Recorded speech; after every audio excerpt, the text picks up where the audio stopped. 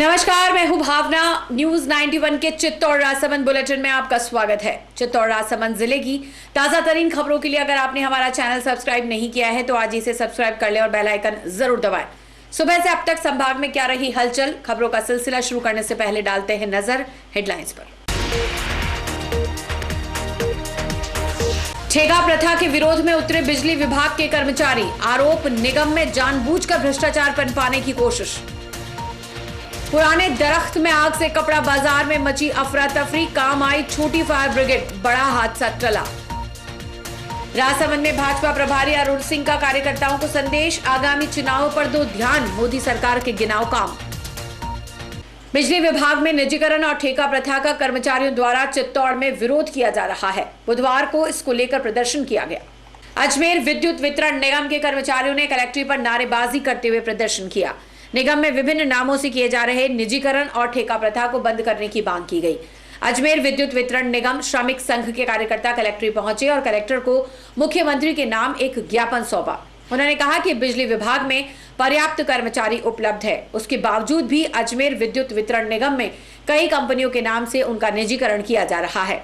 निजीकरण के नाम से निगम पर अनावश्यक वित्तीय भार बढ़ाकर निगम संपत्ति को खुर्द-बुर्द किया जा रहा है। इसका विरोध फिलहाल प्रदेश के बांसवाड़ा शहर की योजना में किया जा रहा है, जिसमें कर्मचारी विगत 70 दिनों से अनवरत धरने पर बैठे हैं, जिनका भी सभी ने समर्थन किया। निगम के अंदर जो ठेकेदारी प्रथा और निजीकरण का कार्य चल रहा है और हमारे बांसवाड़े के बंधु पिछले 72 दिनों से धरने पर बैठे हुए हैं, लेकिन निगम प्रशासन सुनवाई नहीं कर रहा है।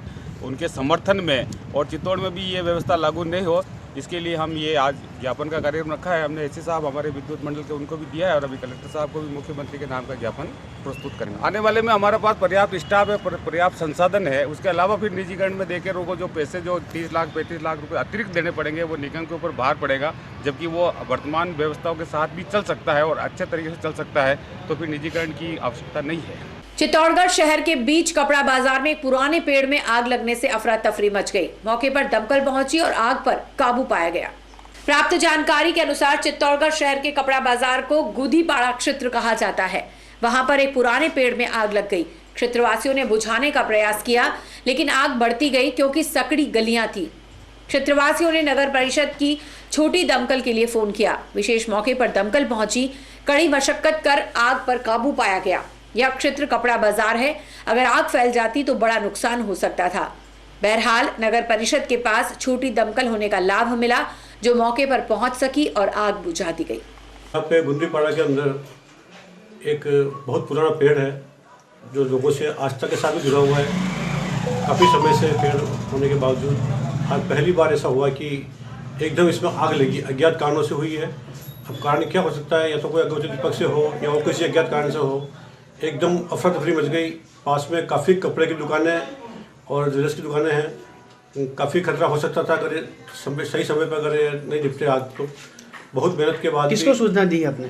सूचना सबसे पहले फायर ब्रिगेड को दी और फायर ब्रिगेड भी छोटी के लिए बोला कि सिटी में छोटी फायर ब्रिगेड आ जाए तो उससे सुविधा रहेगी।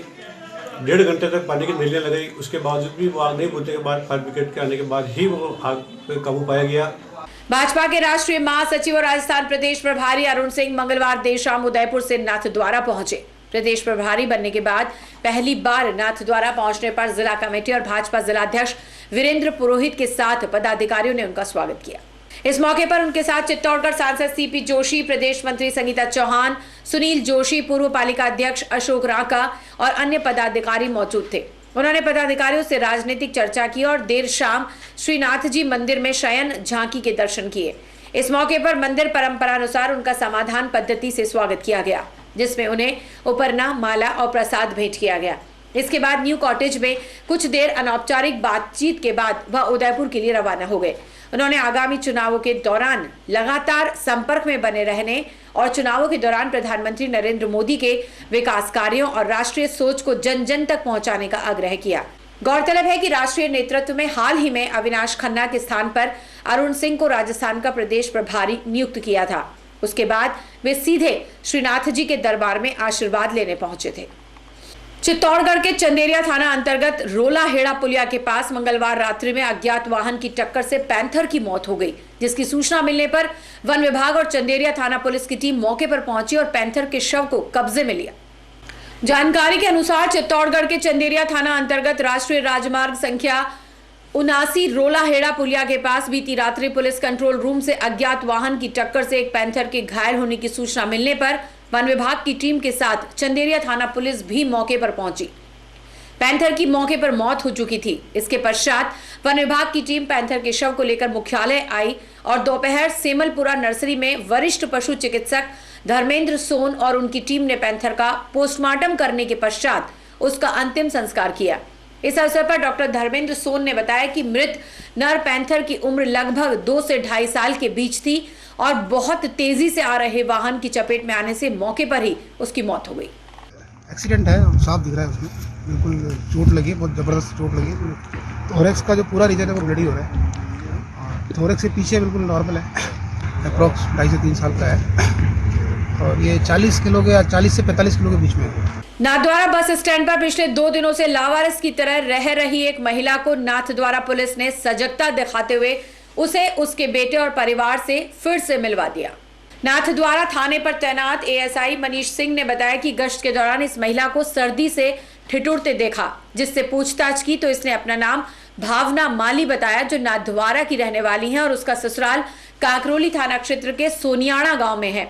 लेकिन इसका पति इससे मारपीट करता था और लगातार प्रताड़ित कर रहा था। उससे परेशान होकर 1.5 साल पहले वह अपने घर से निकल गई और नाथद्वारा अपने पीहर में बेटे को छोड़कर गुजरात के वापी चली गई।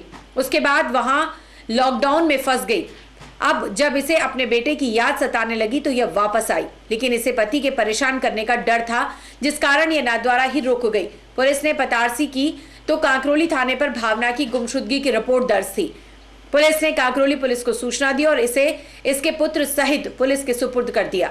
1.5 साल बाद अपने 6 वर्षीय पुत्र से मिलकर भावना का चेहरा खिल उठा। काकरोली पुलिस इसके पति से समझाइश कर इसे फिर से घर भेजने के प्रयास में जुटी है।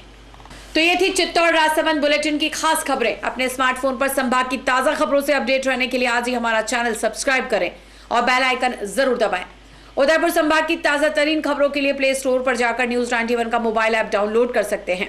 फिलहाल इस बुलेटिन में इतना ही। दीजिए इजाजत भावना को और आप बने रहिए न्यूज 91 पर। नमस्कार।